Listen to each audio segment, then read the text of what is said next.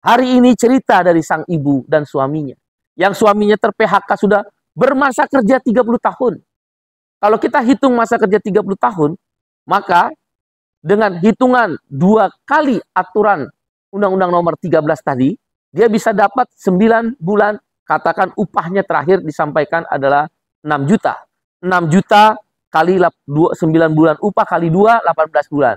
Kalikan 6 juta. Ditambah uang pisah, uang penggantian hak, yang tadi saya bilang bisa dapat 30 bulan upah. Penghargaan masa kerja, karena dia 30 tahun. Boleh jadi dia bisa dapat 40 bulan upah. 40 bulan upah dikalikan 6 juta gaji terakhir dari suami sang ibu yang berlinang air mata datang kepada saya. Dia bisa dapat 240 juta. Tapi apa daya? Dia hanya dapat 40 juta. Kenapa demikian? Karena ada Omnibus Law, Undang-Undang Cipta Kerja.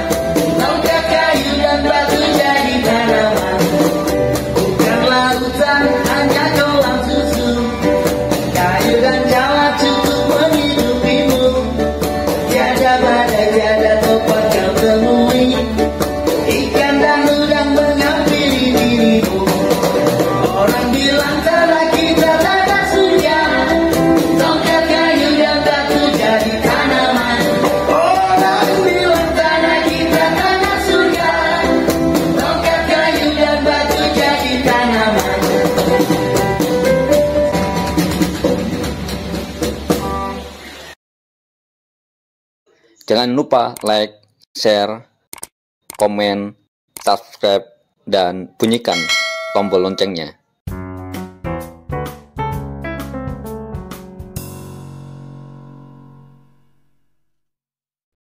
Assalamualaikum warahmatullahi wabarakatuh. Salam. Om Swastiastu. Nama budaya. Salam kebajikan. Semoga kita selalu dalam keadaan sehat walafiat. Sesuai doa dan salam agama kita masing-masing. Sahabat seperjuangan di seluruh tanah air, di seluruh pelosok negeri. Beberapa waktu yang lalu datang kepada saya seorang ibu dan seorang suami. Dengan berlinang air mata datang ke rumah saya. Bercerita bahwa suaminya telah di PHK karena situasi tidak menentu. Dia bercerita suaminya bekerja 30 tahun. Tapi hanya mendapatkan pesangon sekitar kurang lebih 20 jutaan. 30 tahun. Mengacu pada Undang-Undang nomor 13 tahun 2003. Di mana di situ dikatakan pesangon yang diterima ketika buruh di PHK dengan berbagai alasan. Jadi alasan PHK itu macam-macam.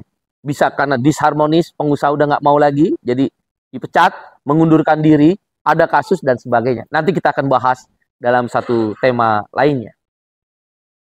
1 tahun masa kerja dapat 1 bulan upah. 2 tahun masa kerja 2 bulan upah. Dan di dalam Undang-Undang nomor 13 dikatakan di atas 8 tahun masa kerja dapat 9 bulan upah. Upahnya adalah upah terakhir ketika diterima saat terjadi PHK.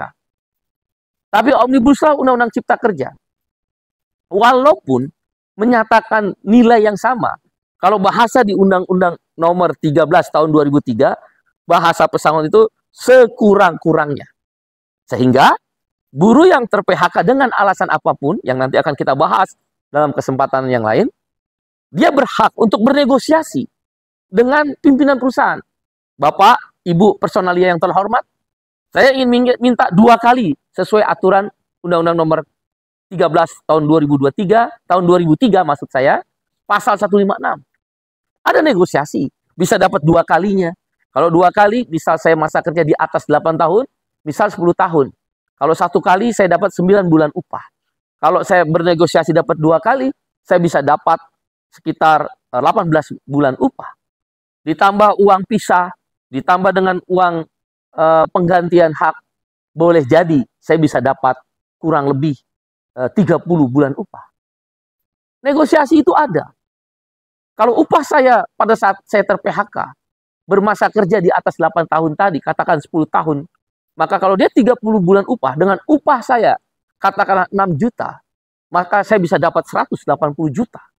6 juta upah saya terakhir, dikalikan 30 bulan upah. Karena ada faktor negosiasi. Di Undang-Undang Nomor 13 tahun 2003. 180 juta saya dapat. Bahkan lebih dari itu dengan plus alpha. Biasanya perusahaan akan menambah. Hari ini cerita dari sang ibu dan suaminya. Yang suaminya ter-PHK sudah bermasa kerja 30 tahun. Kalau kita hitung masa kerja 30 tahun, maka dengan hitungan 2 kali aturan Undang-Undang Nomor 13 tadi, dia bisa dapat 9 bulan. Katakan upahnya terakhir disampaikan adalah 6 juta. 6 juta kali 9 bulan upah kali 2, 18 bulan. Kalikan 6 juta. Ditambah uang pisah, uang penggantian hak, yang tadi saya bilang bisa dapat 30 bulan upah. Penghargaan masa kerja, karena dia 30 tahun. Boleh jadi dia bisa dapat 40 bulan upah. 40 bulan upah dikalikan 6 juta gaji terakhir dari suami sang ibu yang berlinang air mata datang kepada saya. Dia bisa dapat 240 juta. Tapi apa daya, dia hanya dapat 40 juta.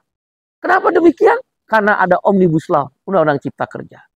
Pesangon yang diberikan kepada para buruh yang ter-PHK seharusnya mengikuti Omnibus Law saja 1 kali. Tapi turun yang namanya peraturan pemerintah.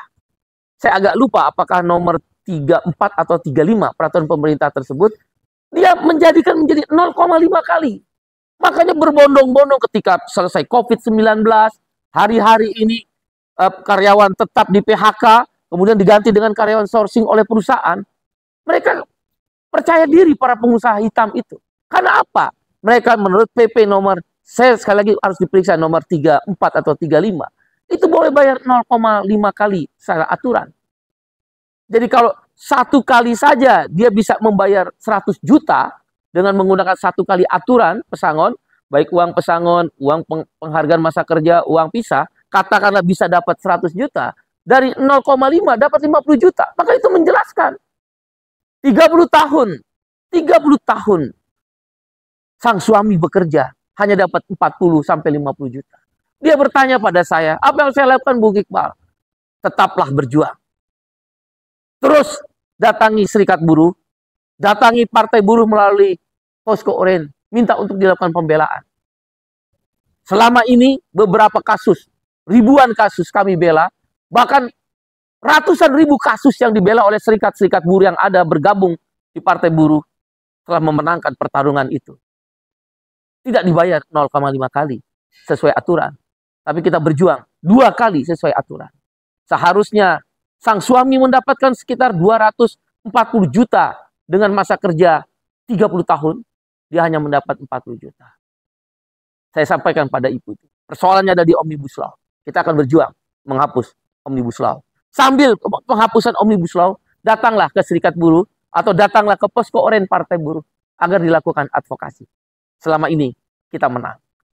Sekali layar terkembang, pantang surut untuk ke belakang. Rawe-rawe rantas, malang-malang putu. Di mana bumi dipijak, di situ langit dijunjung. Mengapa pesangon itu ada di Indonesia dan sebagian negara menyebut pesangon Indonesia besar? Karena sistem jaminan pensiun kita masih murah. 2% dibayar oleh pengusaha, 1% dibayar oleh buruh. Nanti 15 tahun lagi, setelah kita masuk pensiun, cuma dibayar 300 ribu per bulan.